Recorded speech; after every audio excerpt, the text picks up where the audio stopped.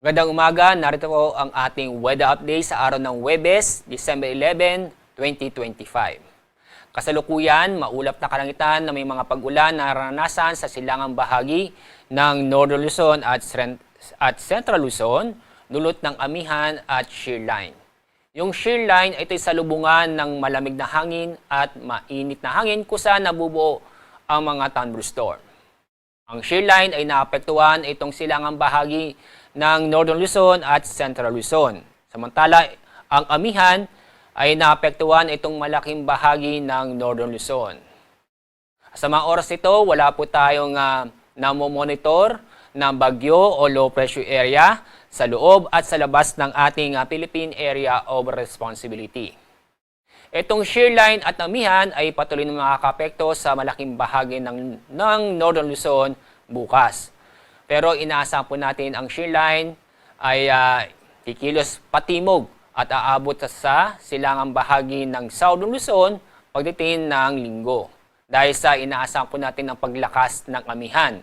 Itong amihan ay inaasahang maapektuhan itong malaking bahagi ng Luzon sa araw ng linggo. Kaya makakaranas po tayo ng malamig na panahon dito sa Metro Manila.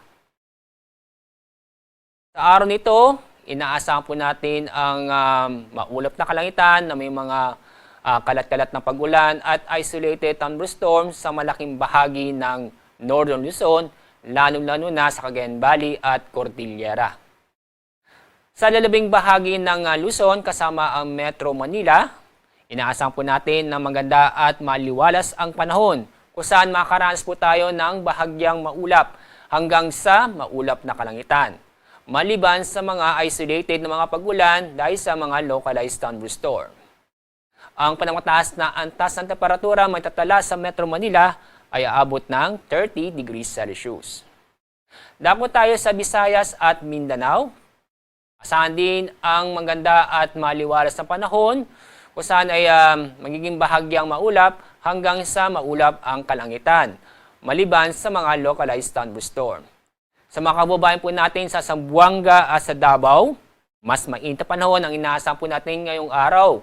Dahil ang inaasahan po natin na antas ng temperatura ay aabot ng 33 hanggang 34 degrees Celsius.